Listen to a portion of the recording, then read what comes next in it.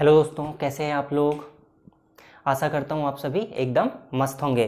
तो जैसा कि हम लोग लास्ट क्लास में पढ़ रहे थे, हमने लास्ट क्लास में क्षेत्रमिति पढ़ना शुरुआत की थी। क्षेत्रमिति की हम लोगों ने शुरुआत की थी। क्षेत्रमिति में हमने कुछ बेसिक कोण के विषय में जाना था और हम त्रिभुज को पढ़ चुके थे और उससे संबंधित हमने कुछ क्वेश्चंस भी कर लिए थे। तो जैसा हमारा त्रिभुज समाप्त हो चुका था, त्रिभुज के बाद में आज हम स्टार्ट करेंगे पढ़ना चतुर्भुज के विषय में। आज से हम पढ़ना स्टार्ट कर रहे हैं चतुर्भुज क्या होगा। चार भुजाओं से निर्मित बंद आकृति ही हमारी चतुर्भुज कहलाएगी। अब जो चतुर्भुज का निर्माण होता है, चतुर्भुज को हम 5 प्रकार से पढ़ते हैं। अलग अलग जो भुजाएं हैं, भुजाओं की लंबाई चौड़ाई या भुजाओं के गुणों के आधार पर हम चतुर्भुज को 5 प्रकार से विभाजित कर सकते हैं। तो चलिए इन्हें देखते हैं, एक के बाद एक हम इन्हें देखते चलते हैं। आई होप कि आपको ये सारी चीजें क्लियर होगी। यदि आपको वीडियोस अच्छी लग रही हैं तो आप चैनल को सब्सक्राइब कीजिए, वीडियो को लाइक कीजिए और अपने दोस्तों के साथ शेयर जरूर कीजिएगा।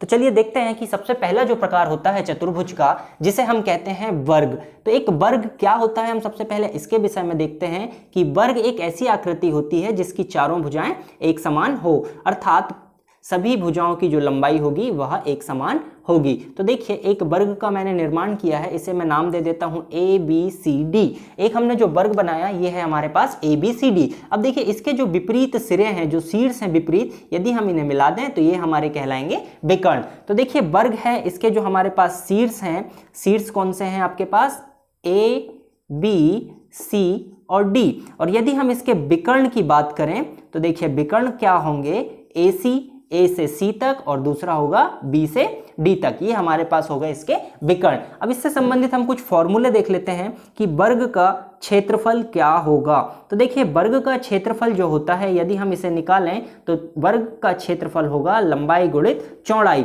अब चूंकि यहाँ पे लंबाई और चौड़ाई एक समान है, अर्थात A इंटू A, तो इसे हम बोल सकते हैं A², या हम इसे क्या कह सकते हैं हिंदी में कि वर्ग का क्षेत्रफल होता है भुजा का वर्ग।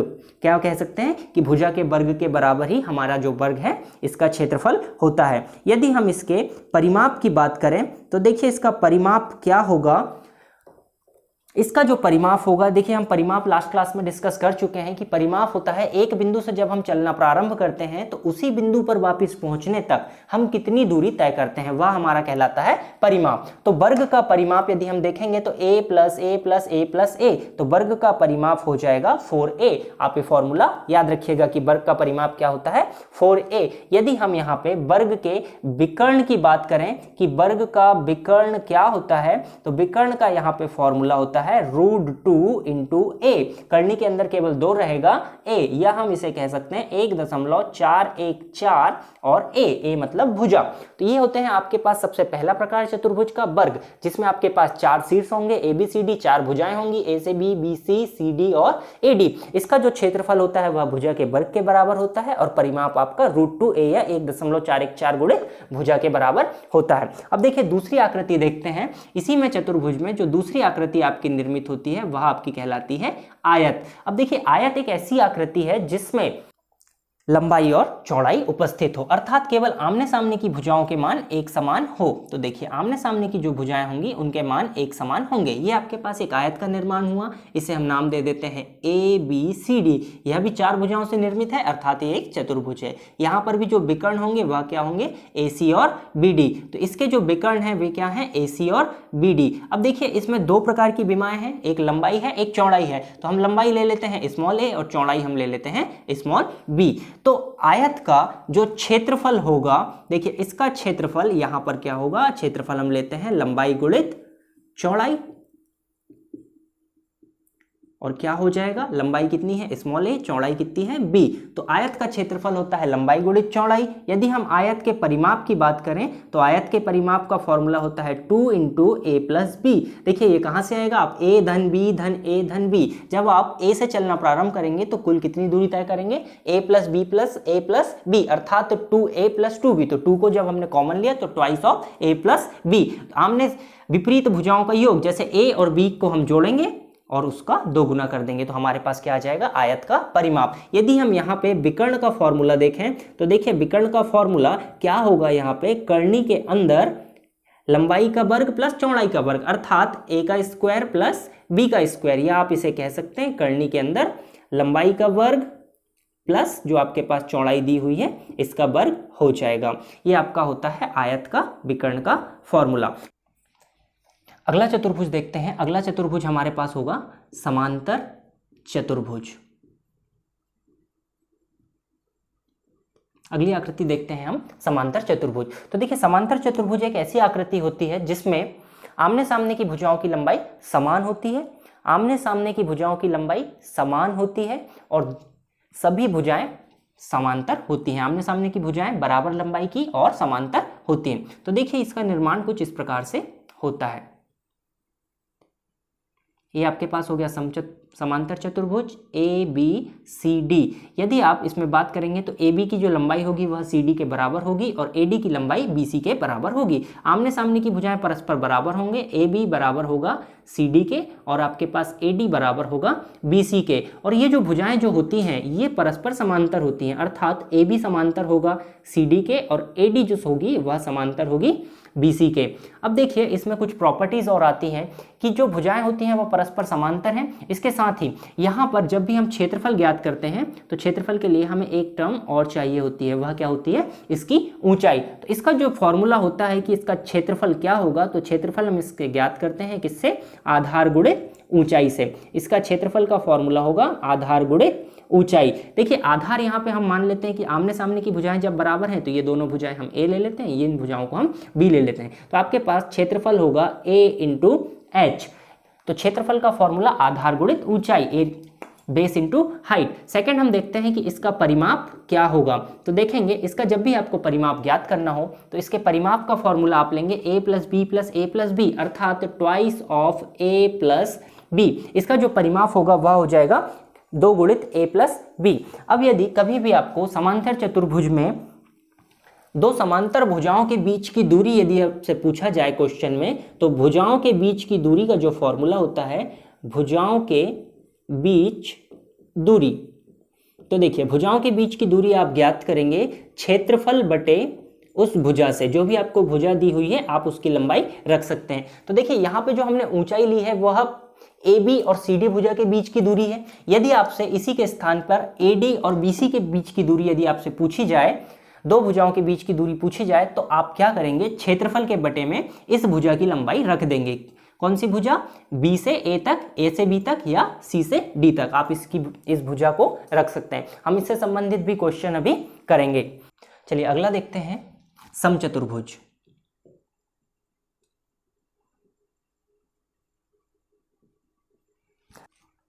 समचतुर्भुज एक ऐसी आकृति है जिसमें आमने सामने की भुजाएं परस्पर समांतर होती हैं तथा सभी भुजाओं की लंबाई समान होती हैं। स्मॉल a सभी भुजाओं की जो लंबाई होगी वह क्या होगी? एक समान। चलिए ये बन गया आपके पास ABCD आपका एक समांतर चतुर्भुज है। सभी भुजाओं की लंबाई एक समान होगी। यहाँ पर जो विकर्ण होंगे क्या होंगे? AC और BD। तो देखिए इसके जो विकर्ण हैं, विकर्ण क्या होंगे?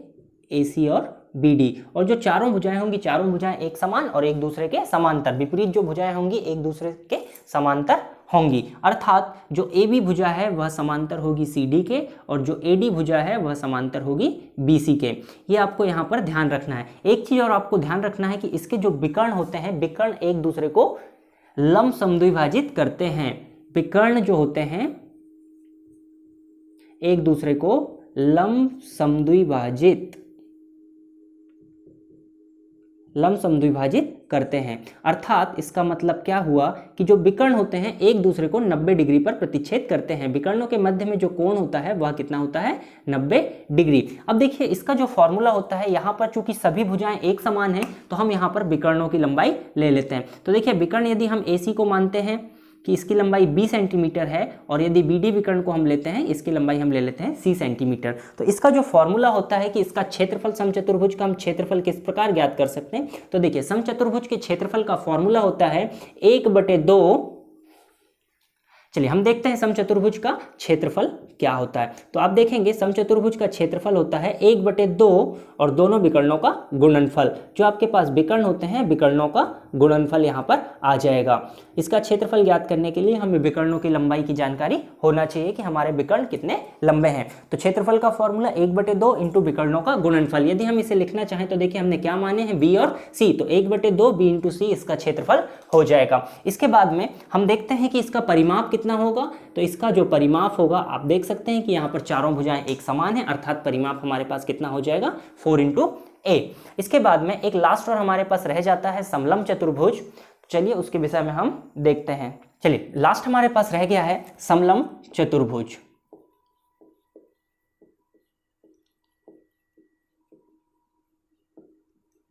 समलम चतुर्भुज के विषय में देखते हैं कि समलम चतुर्भुज क्या होता है। तो देखिए लास्ट हमारे पास एक पॉइंट है समलम चतुर्भुज। समलम चतुर्भुज का मतलब होता है कि 4 असमान भुजाओं से निर्मित आकृति। यह आकृति कैसी होगी, इसमें जो चारों भुजाएं होंगी चारों भुजाएं असमान होंगी और केवल 2 भुजाएं यहां पर समांतर होती हैं। देखिए आमने सामने की केवल 2 भुजाएं समांतर होंगी, ये भुजा और ये भुजा, ये दोनों एक दूसरे के परस्पर समांतर हैं। यदि हम इसे नाम दें ए बी सी डी तो 2 भुजाएं इसमें समांतर होंगी, अर्थात ए बी जो है ये समांतर है किसके, सी डी के। तो 2 भुजाएं समांतर होंगी और 2 भुजाएं समांतर नहीं होंगी। यदि आप देखेंगे ए डी और बी सी, यदि हम इन्हें आगे बढ़ाएं तो ये एक दूसरे को प्रतिच्छेद करेंगी, तो ये दोनों भुजाएं हमारी समांतर नहीं है। केवल 2 भुजाएं ए बी और सी डी आपकी समांतर होंगी, तो ये आपका होता है समलम चतुर्भुज। अब हम यदि इसके फॉर्मूले के विषय में बात करें तो देखिए इसका जो क्षेत्रफल होता है, इसका क्षेत्रफल ज्ञात करने के लिए आपको यहां पर ऊंचाई की आवश्यकता होगी। तो देखिए हम इसकी ऊंचाई मान लेते हैं कि ए से यदि हमने एक सीधा लंब डाला, यहां पर एक बिंदु है आपके पास ई और इसकी जो ऊंचाई है वह है स्मॉल एच, तो इसका जो क्षेत्रफल का सूत्र होगा वह होगा 1/2 जो आपकी समांतर भुजाएं हैं उनका योग, 1/2 समांतर भुजाओं का योग और गुणित आप ले लेंगे ऊंचाई।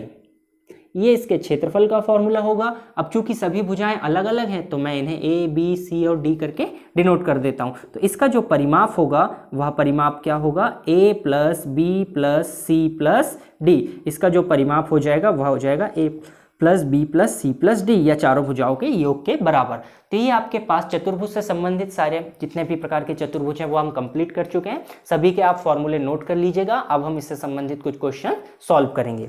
तो चलिए क्वेश्चन देखते हैं। संबंधित पहला क्वेश्चन आपकी स्क्रीन पे आपको दिया है कि एक चतुर्भुज में, किसी चतुर्भुज में 3 कोण क्रमशः 110 डिग्री, 85 डिग्री और 70 डिग्री है। चौथे कोण का मान आपको ज्ञात करना है। तो देखिए हम जानते हैं चतुर्भुज में 4 कोण होते हैं और चतुर्भुज के जो 4 कोण होते हैं इनका जो मान होता है टोटल, कोण ए प्लस कोण बी प्लस कोण सी प्लस कोण डी, चतुर्भुज के चारों कोणों का जो योग होता है वह हमेशा 360 डिग्री के बराबर होता है। ये चीज आपको ध्यान रखनी है कि चारों कोणों का योग कितना होता है, 360। जैसे हमने त्रिभुज में बात की थी कि त्रिभुज के तीनों कोणों का योग 180 डिग्री होता है, ऐसे ही चतुर्भुज के चारों कोणों का योग 360 डिग्री होता है। तो देखिए आपको 3 कोण का मान तो सवाल में दिया हुआ है कि एक कोण, कोण ए, कोण बी और कोण सी, इसके मान आपको क्वेश्चन में दिए हुए हैं। आप सिर्फ जानना चाह रहा है कि एंगल डी का मान कितना होगा। तो देखिए कोण ए का मान आपको कितना दिया है सवाल में, 110 डिग्री।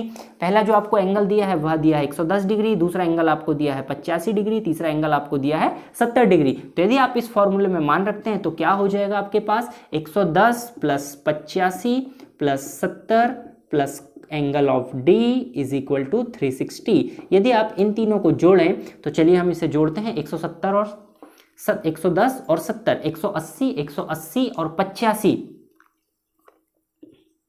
कितना हो जाएगा, 265 degree plus angle of D is equal to 360। चलिए हम इसे ट्रांसफर कर देते हैं तो कोण D का मान कितना आ जाएगा आपके पास, 360 माइनस 265। आप इसे सब्ट्रैक्ट कर सकते हैं। देखिए 10 में से 5 गए 5, यहाँ बचा 5, 5 में से 6 नहीं जाएगा, ये हमने एक उदाहरण लिए। यहाँ कितना हो गया 15, 15 में से 6 गए, कितना बचेगा 9। तो आपके पास आंसर क्या आ जाएगा, 95 डिग्री। तो आपका जो ऑप्शन कौन सा करेक्ट हो जाएगा, option number C is the right answer for this question. तो आपका करेक्ट ऑप्शन हो जाएगा ऑप्शन नंबर सी। अब देखिए इसके बाद अगला क्वेश्चन है। अगला क्वेश्चन आप लोग कर सकते हैं बहुत आसानी से। ऐसा क्वेश्चन हमने त्रिभुज में भी डिस्कस किया था कि किसी चतुर्भुज के चारों कोणों का जो अनुपात दिया है, कोण ए अनुपात कोण बी अनुपात कोण सी अनुपात कोण डी बराबर आपको दिया है 2:1:4:3। 3। तो देखिए आप कोण मान लेंगे, आपको अनुपात क्या दिया है, 2:1:4:3, 4:3। क्वेश्चन नंबर सेकंड, आपको यहाँ पे कोणों का अनुपात दिया हुआ है और आपसे जानना चाह रहा है कि कोण सी की माप कितनी होगी। तो देखिए कोण सी अनुपात में कितना है, 4, तो आपको अनुपात के रूप में दिया है तो आपको एक अनुपातिक नियतांक लेना होगा। तो आप क्या मानेंगे कि आपने माना कि आपके पास जो कोण है वे कितने हो जाएंगे, 2x, x, 4x और 3x। आप जानते हैं कि चारों कोणों का जो योग होता है वह कितना होता है, इज इक्वल टू कितना, 360 डिग्री। आप यहां पे मान रख सकते हैं 2x plus x plus 4x plus 3x is equal to कितना हो जाएगा आपके पास 360 डिग्री। आप इन्हें जोड़ दीजिए, 4 3 और 4 7, 7 और 1 8, 8 और 2 10, x is equal to 360 degree. यदि आप यहाँ से x का मान निकालेंगे तो आपके पास आ जाएगा 360/10, 0 से 0 कैंसिल, तो x का मान कितना आ जाएगा आपके पास 36 डिग्री। अब आपसे सवाल में क्या पूछा है कि कोण C का मान कितना होगा, तो आप देखेंगे कोण C अनुपात में 4 है और आपके पास कोण में 4x है, तो कोण C बराबर कितना है आपके पास 4x, अर्थात कितना हो जाएगा 4 × 36। आप इसका गुणा कर दीजिए, 4 6 के 4 × 24 का 4, हासिल का 2, 4 3 12 और 2 14, तो आपके पास कितना आंसर हो जाएगा 144 डिग्री। तो आपका करेक्ट आंसर क्या हो जाएगा 144 डिग्री, जो आपके पास ऑप्शन में दिया है ऑप्शन नंबर डी। तो इस क्वेश्चन का सही आंसर हो जाएगा ऑप्शन नंबर डी। चलिए अगला क्वेश्चन देखते हैं। अगला क्वेश्चन आपको दिया है, सेम यही क्वेश्चन है कि एक चतुर्भुज के चारों कोणों का आपको फिर से अनुपात दिया हुआ है। देखिए अनुपात क्या दिया हुआ है यहाँ पे, 3:4:5:6। यहाँ पे भी हमें अनुपात के रूप में दिया हुआ है। क्वेश्चन नंबर तीसरा 3:4:5:6। तो आप इसमें कोण मान लेंगे 3x, 4x, 5x और 6x, और सभी कोणों का योग जो होगा वह कितना होगा 360 डिग्री। तो इस क्वेश्चन को आप सॉल्व कर सकते हैं। तो आप इस क्वेश्चन को खुद से ट्राई कीजिएगा और इसका जो भी आंसर आएगा आप मुझे वीडियो के कमेंट में जरूर बताइएगा। चलिए इसके बाद अगला क्वेश्चन देखते हैं। अगला क्वेश्चन देखते हैं। अगला क्वेश्चन नंबर 4 आपको दिया है कि आपको एक आकृति दी है समांतर चतुर्भुज की। चलिए हम पहले समांतर चतुर्भुज बना देते हैं। आपको एक समांतर चतुर्भुज दिया है। समांतर चतुर्भुज क्या है नाम, A, B, C और D, और आपको दो कोण भी दिए हैं। आपको दो कोण कौन से दिए हैं, ये कोण आपको दिया है 65 डिग्री, ये कोण आपको दिया है 70 डिग्री। ये आपको दो कोण दिए हुए हैं और आपसे पूछा है कि क्वेश्चन BDC का मान क्या होगा, एंगल ऑफ BD और C का मान क्या होगा। आपसे सवाल में ये क्वेश्चन इस एंगल का मान पूछा है। तो देखिए ये एक समांतर चतुर्भुज है और समांतर चतुर्भुज में जो विपरीत कोण होते हैं, जो विपरीत कोण होंगे, जैसे कोण A और कोण C, ये एक दूसरे के विपरीत हैं। तो हम जानते हैं कि समांतर चतुर्भुज में विपरीत कोण बराबर होते हैं। समांतर चतुर्भुज में विपरीत कोण बराबर होते हैं या विपरीत कोण समान होते हैं। विपरीत कोण समान होते हैं, अर्थात जो आपके पास कोण C होगा वह भी कितना हो जाएगा 70 डिग्री। कोण A और कोण C विपरीत हैं, एक समान हो जाएंगे, तो कितना हो जाएगा इस कोण का मान भी 70 डिग्री। अब आपको निकालना है कोण D या BDC का मान। तो इसका मान आप बहुत आसानी से निकाल सकते हैं। देखिए एक त्रिभुज आपके पास बन रहा है, कौन सा त्रिभुज, DC और B। आप यदि इस त्रिभुज को देखें कि त्रिभुज DCB में, तो देखिए ये जो आपके पास त्रिभुज होगा ये कुछ इस प्रकार का है, ये D, ये C, ये B। इस कोण का मान आपको 65 डिग्री दिया है और कोण C का मान कितना है आपके पास 70 डिग्री। तो आप जानते हैं कि त्रिभुज के तीनों कोणों का मान कितना होता है 180 डिग्री। तो देखिए कोण B प्लस कोण C plus angle T is equal to कितना होगा 180 डिग्री, और आपको इसी कोण D का मान ज्ञात करना है। तो देखिए कोण B का मान आपको दिया हुआ है 65 डिग्री, कोण C का मान आपको दिया हुआ है 70 डिग्री, प्लस कोण D का मान आपको ज्ञात करना है। तो ये कितना आ जाएगा 180 डिग्री। आप इन दोनों को जोड़ दीजिए और पक्षांतर करके 180 में से घटा दीजिएगा। तो ये आपका क्वेश्चन का सॉल्यूशन हो जाएगा। इसका आप आंसर निकालकर मुझे कमेंट जरूर कीजिएगा। चलिए अगला क्वेश्चन देखते हैं। अगला क्वेश्चन फिर से, अगला क्वेश्चन आपको दिया है कि दी गई आकृति में ABCD एक समांतर चतुर्भुज है। फिर से अगेन आपको समांतर चतुर्भुज दिया गया है और इसमें आपको दो कोण दिए गए हैं, कोण BCD अर्थात कोण C और अर्थात कोण इसके बाद कोण ADB 50 डिग्री। तो चलिए पहले हम एक समांतर चतुर्भुज की रचना करते हैं। ये हमारे पास एक समांतर चतुर्भुज हो गया। इसमें हमें एक विकर्ण भी दिया हुआ है, कुछ इस रूप में हमें विकर्ण दिया गया है। यहाँ पे जो पॉइंट है, जिस शीर्षों के नाम दिए गए हैं A, B, C और D, ये आपके पास 4 शीर्ष हैं। आपको 2 कोण का मान दिया गया है। एक कोण आपके पास 50 डिग्री का है, ये आपके पास जो कोण है ये 50 डिग्री का है। दूसरा कोण आपको दिया है 70 डिग्री का। ये जो कोण है, कोण C आपको दिया है 70 डिग्री का। और आपसे क्वेश्चन में पूछा है कि कोण BDC का मान क्या होगा। BDC आपसे इस कोण के विषय में पूछा है कि BDC का मान क्या होगा। अब हम देखेंगे कि चूंकि यह भी एक समांतर चतुर्भुज है और समांतर चतुर्भुज में जो विपरीत कोण होते हैं वे एक समान होते हैं। यदि कोण C 70 डिग्री है तो कोण A भी आपका कितना हो जाएगा, 70 डिग्री का।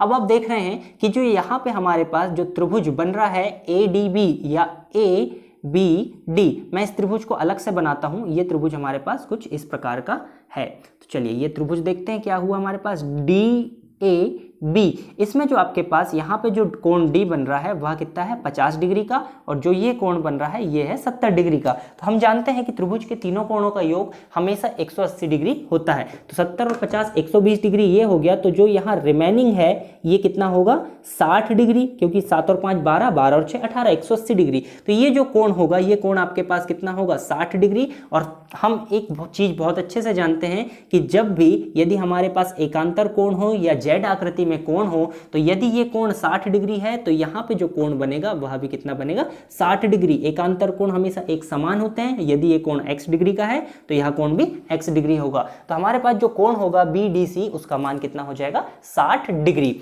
चलिए देखते हैं अगला क्वेश्चन, छठवां क्वेश्चन। हमें छठवां क्वेश्चन क्या दिया है कि एक समचतुर्भुज के 2 विकर्ण क्रमशः 16 सेंटीमीटर और 12 सेंटीमीटर है। तो सबसे पहले हम एक समचतुर्भुज की रचना करते हैं।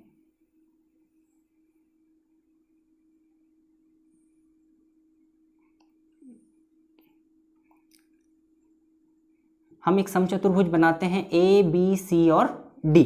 तो देखिए इसमें हमें विकर्णों की लंबाई दी है AC, हमारा पहला विकर्ण, और दूसरा विकर्ण है BD। इनकी जो हमें लंबाई दी गई है वह लंबाई कितनी दी है, 16 सेंटीमीटर और 12 सेंटीमीटर। एक विकर्ण हमें दिया है 16 सेंटीमीटर का, दूसरा विकर्ण हमें दिया है 12 सेंटीमीटर का। अब देखिए हमने समचतुर्भुज की जब प्रॉपर्टी पढ़ी थी तो समचतुर्भुज में हमने पढ़ा था कि समचतुर्भुज के जो विकर्ण होते हैं वे एक दूसरे को लंब समद्विभाजित करते हैं। लंब समद्विभाजित करते हैं इसका अर्थात कि विकर्ण एक दूसरे को समान भागों में विभाजित करते हैं। यदि हमारा पहला विकर्ण AC यदि 16 सेंटीमीटर का है तो और एक जो कटाक्ष बिंदु है इनका ये O है, तो O से जो ऊपर का भाग होगा वह कितना होगा, 8 सेंटीमीटर का, और जो नीचे का भाग होगा वह भी कितना होगा, 8 सेंटीमीटर का। ऐसे यदि हम BD की बात करें तो ये 12 सेंटीमीटर का। यदि ये इसका मध्य बिंदु है तो ये भाग हो जाएगा 6 सेंटीमीटर का, और ये भाग भी हो जाएगा 6 सेंटीमीटर का। और चूंकि हमारे जो विकर्ण हैं वे एक दूसरे को लंब समद्विभाजित करते हैं, अर्थात यहाँ पे जो कोण बनता है वह बनता है 90 डिग्री का। तो यदि हम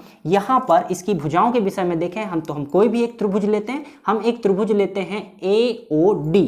तो सबसे पहले हम लेते हैं त्रिभुज AOD में। तो मैं AOD त्रिभुज की रचना करता हूं। तो देखिए AOD त्रिभुज जो होगा वह कुछ इस प्रकार का होगा। इसमें जो यहां पर जो कोण होगा वह क्या होगा, 90 डिग्री का। ये आपके पास AD और ये O। तो देखिए O से A तक की लंबाई कितनी है हमारे पास, 8 सेंटीमीटर, और O से D तक की लंबाई कितनी है हमारे पास, 6 सेंटीमीटर। और यहाँ पर एक समकोण के निर्माण के कारण ये बन रहा है हमारा समकोण त्रिभुज। और समकोण त्रिभुज में AD किसका काम करेगा, कर्ण का। तो हमें इस कर्ण का मान निकालना है। तो हम जानते हैं पाइथागोरस की प्रमेय से, कर्ण का वर्ग बराबर लंब का वर्ग धन आधार का वर्ग, अर्थात 8 का वर्ग धन 6 का वर्ग। तो AD का मान कितना हो जाएगा, कर्णी के अंदर 8 8 64 प्लस 6 6 36। यदि हम इन्हें जोड़ेंगे तो हमारे पास आ जाएगा √100, जिसका मान कितना होता है 10। और चूंकि विकर्ण की जो लंबाई है वह सेंटीमीटर में दी थी, तो यहाँ पे जो हमारे पास भुजा का मान आएगा वह भी कितना आ जाएगा, 10 सेंटीमीटर। तो इसके जो ऑप्शन होगा, ऑप्शन नंबर C आपका करेक्ट हो जाएगा। चलिए अगला क्वेश्चन देखते हैं। अगला क्वेश्चन हमें दिया है, एक समचतुर्भुज ABCD के 2 विकर्ण बिंदु O पर काटते हैं। यदि कोण BDC बराबर 60 डिग्री हो तो कोण OAB का मान आपको ज्ञात करना है। तो चलिए सबसे पहले हम जो डायग्राम दिया हुआ है हम उसे बनाते हैं। आपको एक समचतुर्भुज दिया हुआ है ABCD, इसके आपको 2 विकर्ण दिए हुए हैं AC और BD। आपको एक कोण का मान दिया गया है, कोण D आपको दिया है 60 डिग्री। ये जो एंगल है ये आपको दिया हुआ है 60 डिग्री। और आपसे जो सवाल में पूछा है कोण OAB के विषय में पूछा है। आपसे क्वेश्चन जानना चाहता है कोण OAB बराबर क्या होगा। तो देखिए ये जो बिंदु है ये OAB आपसे कुछ इस एंगल के विषय में पूछ रहा है। तो देखिए सबसे पहले हम इस एंगल को निकालने के लिए पहले हम देखते हैं कि हमें क्या दिया हुआ है। तो देखिए यहाँ पे जो मान दिया है ये 60 डिग्री दिया है, और यदि आप यहाँ से देखेंगे तो ये आपके पास कुछ आकृति बन रही है जेड आकृति। तो हम जानते हैं कि एकांतर कोण जो होते हैं एकांतर कोण बराबर होते हैं, अर्थात जो आपके पास कोण बी का मान होगा वह भी कितना हो जाएगा 60 डिग्री। और हम जानते हैं कि समचतुर्भुज के जो लंब होते हैं, समचतुर्भुज के जो विकर्ण होते हैं एक दूसरे को लंब समद्विभाजित करते हैं, अर्थात इस कोण का मान कितना हो जाएगा 90 डिग्री, क्योंकि दोनों विकर्ण एक दूसरे को 90 डिग्री पर काटते हैं, लंबवत समद्विभाजित करते हैं। तो देखिए आपके पास जो त्रिभुज है OBA, इसमें आपके पास दो कोणों का मान ज्ञात है। पहला कोण आपके पास 90 डिग्री है, कौन सा, angle of O is equal to कितना हो जाएगा आपके पास 90 डिग्री, और एंगल ऑफ B आपके पास कितना है 60 डिग्री। आपको केवल एंगल A का मान निकालना है। तो आप जानते हैं कि त्रिभुज के तीनों कोणों का मान 180 डिग्री होता है। तो हम क्या कर सकते हैं, देखिए इसमें हम लगाते हैं फॉर्मूला कि कोण O प्लस कोण A प्लस कोण B बराबर कितना होना चाहिए 180 डिग्री। तो देखिए दो कोण का मान तो आपके पास दिया है O और B का, O का मान आपको दिया है 90 डिग्री प्लस कोण A प्लस कोण B का मान आपको दिया है 60 degree is equal to 180 degree. यदि आप इन दोनों को जोड़ेंगे और पक्षांतर करेंगे तो कितना आ जाएगा 180, 9 6 15 माइनस 150, तो आपके पास एंगल A का मान कितना आ जाएगा 30 डिग्री। तो ये जो आपके पास कोण होगा इसका मान कितना होगा 30 डिग्री। कौन सा आपका ऑप्शन करेक्ट हो जाएगा, ऑप्शन नंबर बी। इस क्वेश्चन का ऑप्शन नंबर बी आपका करेक्ट हो जाएगा। चलिए अगला क्वेश्चन देखते हैं।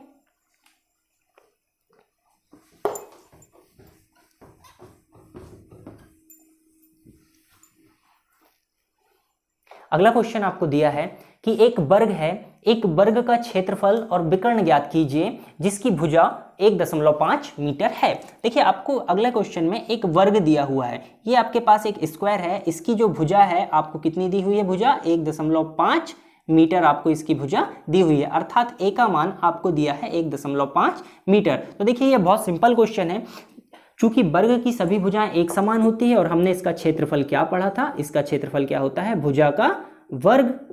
तो भुजा का स्क्वायर कर देंगे, भुजा का मान दिया है 1.5, इसका वर्ग 1.5 का जो वर्ग होता है वो होता है 2.25, और क्षेत्रफल की इकाई क्या आएगी यहाँ पर वर्ग मीटर।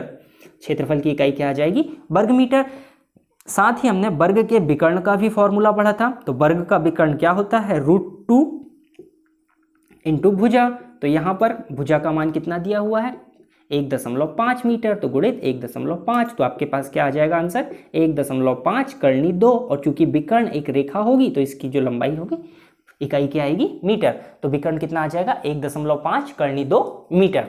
चलिए अगला क्वेश्चन आपको दिया है क्वेश्चन नंबर 9 कि एक आयताकार फर्श की लंबाई 8 मीटर तथा चौड़ाई 5 मीटर है।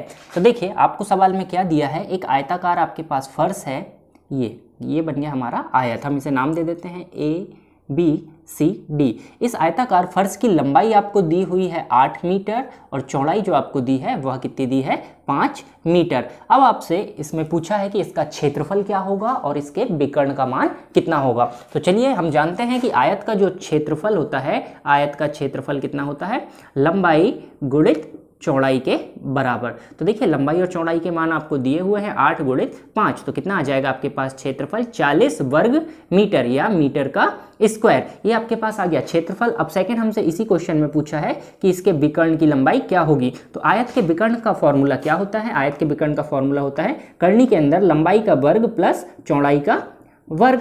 आपके पास लंबाई और चौड़ाई दोनों दी हुई है, देखिए लंबाई कितनी दी हुई है हमें 8 मीटर, तो यहाँ क्या हो जाएगा लंबाई के स्थान पे 8 का वर्ग प्लस चौड़ाई के स्थान पे 5 और इसका वर्ग। तो देखिए इनका जब आप वर्ग करेंगे तो 8 का वर्ग आपके पास 64 प्लस 5 का वर्ग 25। तो यदि आप इसे सॉल्व करेंगे तो कितना आ जाएगा आपके पास कर्णी 89। और चूंकि विकर्ण एक प्रकार से आपकी दो विपरीत शीर्षों के बीच की दूरी है तो इसकी इकाई कितनी हो जाएगी मीटर। ये हो गया आपका क्वेश्चन नंबर 9। चलिए इसके बाद अगला क्वेश्चन देखते हैं। अगला क्वेश्चन आपको दिया हुआ है कि एक कार्यशाला शेड की लंबाई इसकी चौड़ाई की 2 गुनी है। एक कार्यशाला आपको शेड दी हुई है, एक वर्कशॉप का शेड आपको दिया हुआ है जिसकी लंबाई इसकी चौड़ाई की 2 गुनी है। तो देखिए ये हमारे पास एक आयताकार कार्यशाला बन गई। इसकी जो लंबाई है तो देखिए ए से बी सी डी, तो ए से बी जो इसकी लंबाई होगी वह इसकी चौड़ाई की 2 गुनी है। तो हमें ना तो लंबाई दी हुई है ना ही हमें यहाँ पे चौड़ाई दी हुई है। तो हम यहाँ पे मान लेते हैं कि माना चौड़ाई कितनी होगी x। यदि चौड़ाई x होगी तो लंबाई कितनी हो जाएगी 2 गुनी अर्थात 2x। अब यहाँ पे हमारे पास लंबाई और चौड़ाई तो आ गई x और 2x। इसके बाद में हमें दिया है कि कर्ण की लंबाई 20 कर्णी 5 है। तो इसका जो विकर्ण है, विकर्ण का मान हमें कितना दिया हुआ है, विकर्ण का मान हमें दिया हुआ है 20 कर्णी 5 और इकाई क्या दी हुई है हमें 20 कर्णी 5। कोई भी इकाई नहीं दी है सवाल में, तो 20 कर्णी 5 ही हम इसको अकेला ले लेंगे। अब देखिए 20 कर्णी 5 हमें विकर्ण का मान दिया है, हमें इसकी लंबाई चौड़ाई ज्ञात करनी है। तो देखिए लंबाई, चौड़ाई, परिमाप और क्षेत्रफल सभी चीजें हमें इसकी ज्ञात करनी होगी। तो सबसे पहले हम जानते हैं कि विकर्ण का जो फॉर्मूला होता है, विकर्ण का फॉर्मूला क्या होता है हमारे पास, कोष्टक कर्णी के अंदर लंबाई का वर्ग प्लस चौड़ाई का वर्ग, लंबाई का वर्ग प्लस चौड़ाई का वर्ग, ये होता है हमारे पास आयत के विकर्ण का फॉर्मूला। बराबर में मान कितना दिया हुआ है हमें 20 कर्णी 5। तो चलिए हम यहाँ पे मान रख देते हैं जो मान हमारे पास है। देखिए लंबाई का मान कितना है हमारे पास 2x इसका स्क्वायर प्लस चौड़ाई का मान कितना होगा x square is equal to कितना दिया हुआ है 20 कर्णी 5। हम इसे हल कर लेते हैं। देखिए अंदर अंडर रूट के अंदर कितना हो जाएगा 2 का वर्ग 4 x का वर्ग x स्क्वायर प्लस यहाँ पे कितना x square is equal to कितना हो जाएगा आपके पास 20 कर्णी 5। जब आप इसे सॉल्व करेंगे तो ये कर्णी के अंदर आ जाएगा 5x square is equal to 20 कर्णी 5। यदि आप इसे देखेंगे तो x का वर्ग है, x बाहर आ जाएगा तो यहाँ कितना बचेगा x इंटू कर्णी 5 बराबर कितना 20 कर्णी 5। अब देखिए दोनों तरफ कर्णी 5 है तो कर्णी 5 से कर्णी 5 कैंसिल हो जाएगा, आपके पास कितना आ जाएगा x बराबर 20। तो आपके पास यहाँ पर x का मान कितना आ गया 20। यदि आपके पास x का मान 20 आ गया तो आपके पास 2x का मान कितना हो जाएगा 2 इंटू 20 2 गुणित 20 अर्थात कितना आ जाएगा 40। अब आपके पास आयत की लंबाई और चौड़ाई आ गई है। अब यदि आप चाहें तो इसका क्षेत्रफल भी ज्ञात कर सकते हैं और इसका परिमाप भी ज्ञात कर सकते हैं। चलिए हम देखते हैं कि इसका क्षेत्रफल क्या होगा। तो देखिए आयत का जो क्षेत्रफल होता है, क्षेत्रफल क्या होता है लंबाई गुणित चौड़ाई। तो देखिए इसकी लंबाई कितनी है 40 और चौड़ाई कितनी है आपके पास 20, तो इसका क्षेत्रफल कितना हो जाएगा 800। और इकाई क्या होगी, हमें यहाँ पे सवाल में कोई भी इकाई नहीं दी हुई है तो हम क्या लिख देंगे वर्ग इकाई। इसके बाद हमसे पूछा है कि इसका परिमाप कितना होगा। तो देखिए एक आयताकार आकृति है, आयत का परिमाप कितना होता है 2 गुणित लंबाई धन चौड़ाई के बराबर। तो देखिए लंबाई और चौड़ाई के मान आप ज्ञात कर चुके हैं। तो 2 गुणित लंबाई का मान कितना आया है आपका 40 प्लस चौड़ाई का मान आया है 20। तो आप इसे सॉल्व कर लेंगे, 2 गुणित 40 और 20 आपका हो जाएगा 60। तो कितना आ जाएगा 120। और यहाँ पर कोई भी इकाई हमें नहीं दी है सवाल में तो हम केवल लिख देंगे 120 इकाई। यदि इस इकाई के स्थान पर हमें मीटर में दिया होता तो हमारा आंसर मीटर में आ जाता, सेंटीमीटर में दिया होता तो हम सेंटीमीटर में इसे लिख देते हैं। अगला क्वेश्चन नंबर 11 आपसे कह रहा है कि एक समांतर चतुर्भुज की संगत भुजाएं 20 सेंटीमीटर तथा 15 सेंटीमीटर है और इन भुजाओं के बीच की दूरी 12 सेंटीमीटर है।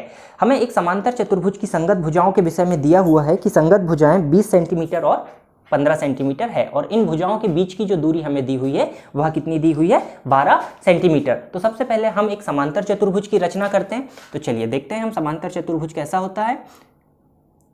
ये मैंने एक समांतर चतुर्भुज का निर्माण कर दिया, हम इसे नाम दे देते हैं A, B, C और D। अब हमें इस चतुर्भुज में संगत भुजाओं की लंबाई दी हुई है, कितनी कितनी दी हुई है 20 सेंटीमीटर और 15 सेंटीमीटर। तो देखिए जो बड़ी भुजा होगी वह कितने की हो जाएगी 20 सेंटीमीटर और जो छोटी भुजा होगी वह कितने की हो जाएगी 15 सेंटीमीटर की। ठीक है, हमें दो भुजाओं का मान दिया हुआ था तो 20 सेंटीमीटर और 15 सेंटीमीटर हमने भुजाओं का मान ले लिया। इसके बाद हमें एक चीज और दी हुई है सवाल में कि इसकी जो ऊंचाई है, अर्थात यहाँ पे यदि हम एक बिंदु लें तो इस चतुर्भुज की जो ऊंचाई है वह कितनी दी हुई है 12 सेंटीमीटर हमें ऊंचाई दी हुई है। तो यह सवाल हमसे क्या जानना चाह रहा है कि इसकी छोटी भुजाओं के बीच की दूरी कितनी होगी। तो देखिए छोटी भुजाएं हैं ये 15 सेंटीमीटर वाली, इन दोनों भुजाओं के बीच की दूरी हमसे पूछा है। तो बीच की दूरी निकालने के लिए सबसे पहले हमें क्षेत्रफल का मान पता होना चाहिए। भुजाओं भुजाओं के बीच की दूरी हम किस प्रकार ज्ञात कर सकते हैं कि क्षेत्रफल बटे उस भुजा की लंबाई हम करते हैं, तो हमारे पास भुजाओं के बीच की दूरी आ जाती है। तो देखिए सबसे पहले हम इसमें ज्ञात करेंगे समांतर चतुर्भुज का क्षेत्रफल। तो समांतर चतुर्भुज का क्षेत्रफल क्या होता है, सबसे पहले आप इसका फॉर्मूला याद रखिए। समांतर चतुर्भुज का क्षेत्रफल, तो देखिए समांतर चतुर्भुज का क्षेत्रफल क्या होता है, आधार गुणित ऊंचाई। तो आप यहाँ पे देखेंगे कि आधार भुजा क्या है और ऊंचाई यहाँ पे क्या दी हुई है। तो देखिए यहाँ पे जो आधार भुजा है इसका मान भी कितना होगा, 20 सेंटीमीटर, और ये सामने वाली भुजा का मान भी 15 सेंटीमीटर होगा। तो देखिए आधार भुजा आपको कितनी दी हुई है, 20 सेंटीमीटर, और ऊंचाई आपको कितनी दी हुई है, 12। तो जब आप इन दोनों को सॉल्व करेंगे 12 दूनी 24, तो आपके पास कितना आ जाएगा, 240, और क्षेत्रफल की इकाई क्या आएगी, सेंटीमीटर स्क्वायर। सभी इकाइयां सेंटीमीटर में दी है, तो यहाँ पे क्या आएगा, वर्ग सेंटीमीटर। अब आपके पास समांतर चतुर्भुज का क्षेत्रफल आ गया। आपसे सवाल में पूछा है कि छोटी भुजाओं के बीच की दूरी कितनी होगी। तो हम जानते हैं कि भुजाओं के बीच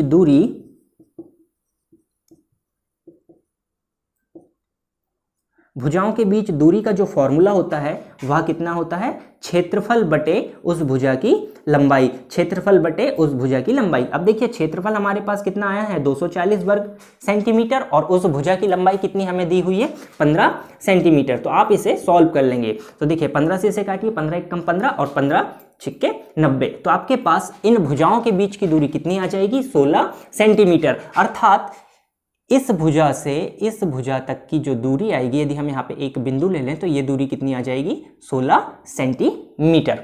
चलिए अगला क्वेश्चन देखते हैं।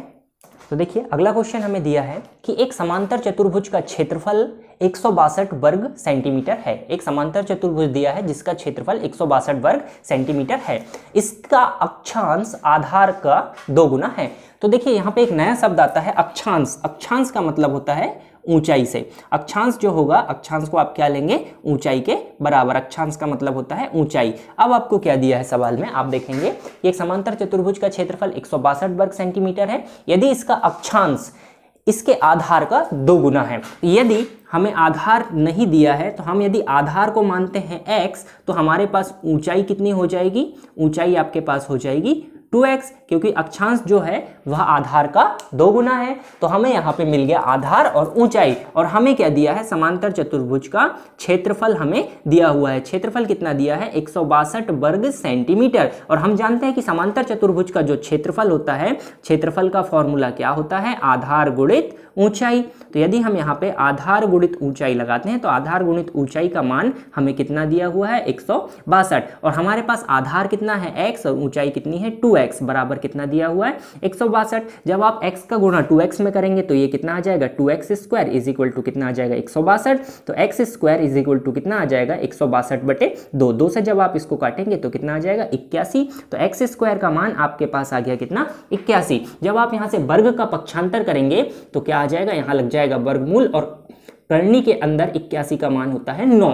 तो हमारे पास जो x का मान आ गया वह कितना आ गया, 9। तो देखिए आधार आपका x है तो आधार का मान कितना हो जाएगा, 9, और इकाई हमारे पास सेंटीमीटर चल रही है तो सेंटीमीटर। ऐसे ही यदि हम ऊंचाई का मान निकालेंगे तो 2x है तो 2 गुणित 9 मतलब कितना आ जाएगा, 18 सेंटीमीटर। तो हमारे पास यहाँ पे आधार और ऊंचाई दोनों का मान आ गया। इसके बाद में हम देखते हैं क्वेश्चन नंबर 13। क्वेश्चन नंबर 13 आपसे कह रहा है कि एक समचतुर्भुज के विकर्ण, एक समचतुर्भुज दिया है जिसके विकर्ण 8 सेंटीमीटर और 6 सेंटीमीटर हैं। तो समचतुर्भुज दिया है, समचतुर्भुज के विकर्ण दिए हैं, इसका क्षेत्रफल हमसे जानना चाह रहा है। तो देखिए हम जानते हैं कि समचतुर्भुज का जो क्षेत्रफल होता है, समचतुर्भुज का क्षेत्रफल, समचतुर्भुज का क्षेत्रफल कितना होता है, समचतुर्भुज के क्षेत्रफल का फॉर्मूला हमने याद रखा है, 1/2 इंटू दोनों विकर्णों का गुणनफल। दोनों विकर्णों का गुणनफल, दोनों विकर्णों को हम यहाँ पे गुणा कर देंगे, दोनों विकर्णों का गुणनफल। तो चलिए इसमें मान रखते हैं। देखिए 1/2 हमें विकर्ण कितने कितने दिए हुए हैं, पहला विकर्ण हमें दिया है 8 सेंटीमीटर और दूसरा विकर्ण हमें दिया है 6 सेंटीमीटर। तो क्या होगा, 8 × 6। देखिए 2 से काटेंगे, 2 × 8 और 4 × 24। तो हमारे पास क्षेत्रफल कितना आ जाएगा, 24, और इकाई हमारी सेंटीमीटर में चल रही थी तो क्या हो जाएगा, सेंटीमीटर का स्क्वायर या वर्ग सेंटीमीटर। तो यहाँ पे इस क्वेश्चन के लिए आपका आंसर कितना हो जाएगा, 24 वर्ग सेंटीमीटर। चलिए नेक्स्ट क्वेश्चन नंबर 14 में आपको दिया है कि एक समलंब चतुर्भुज की समांतर भुजाएं 85 मिलीमीटर और 60 मिलीमीटर है। एक चतुर्भुज आपको दिया है जिसकी जो भुजाएं हैं समलंब चतुर्भुज की भुजाएं 85 मिलीमीटर और 60 मिलीमीटर हैं। तो भुजाएं कितनी दी हैं आपको? 85 मिलीमीटर और 60 मिलीमीटर। और आपको जो ऊंचाई दी हुई है इसकी, इन दोनों भुजाओं के बीच की दूरी या जो ऊंचाई आपको दी है अक्षांश, वो कितनी दी है? 35 मिलीमीटर। आपको अक्षांश दिया है 35 मिलीमीटर। आपको यहाँ पे इसका क्षेत्रफल ज्ञात करना है। तो देखिए समलंब चतुर्भुज के क्षेत्रफल का जो फॉर्मूला होता है, आपको फॉर्मूला याद रखना है कि समलंब चतुर्भुज का क्षेत्रफल, समलंब चतुर्भुज का क्षेत्रफल कितना होता है? समलंब चतुर्भुज का क्षेत्रफल होता है 1/2 समांतर भुजाओं का योग, 1/2 समांतर भुजाओं का योग गुणित ऊंचाई। गुणित कितना हो जाएगा? h या हाइट या ऊंचाई। तो चलिए यहाँ पे मान रखते हैं समांतर भुजाएं कितनी दी हुई है हमें? 85 + 60 और गुणित ऊंचाई का मान कितना दिया हुआ है?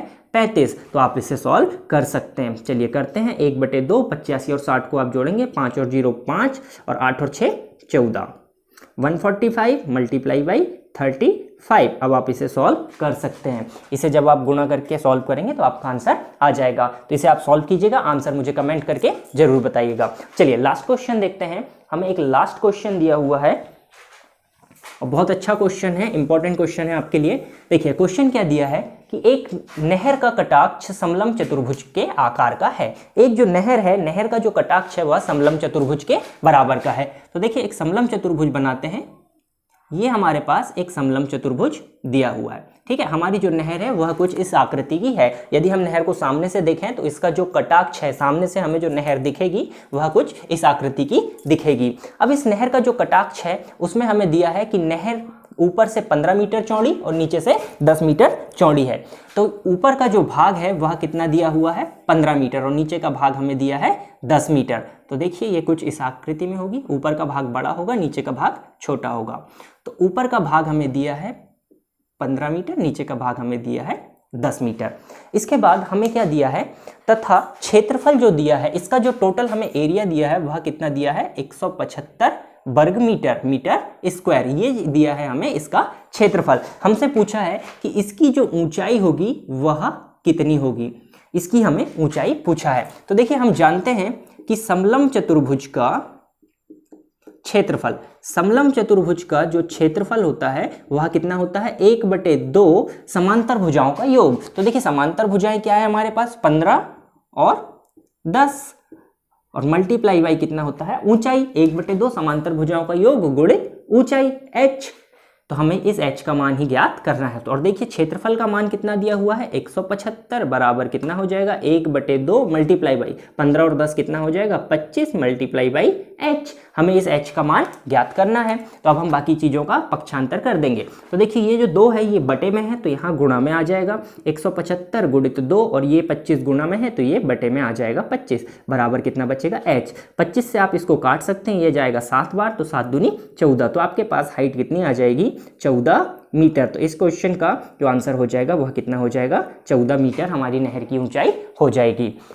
तो आज के लिए बस इतना ही दोस्तों।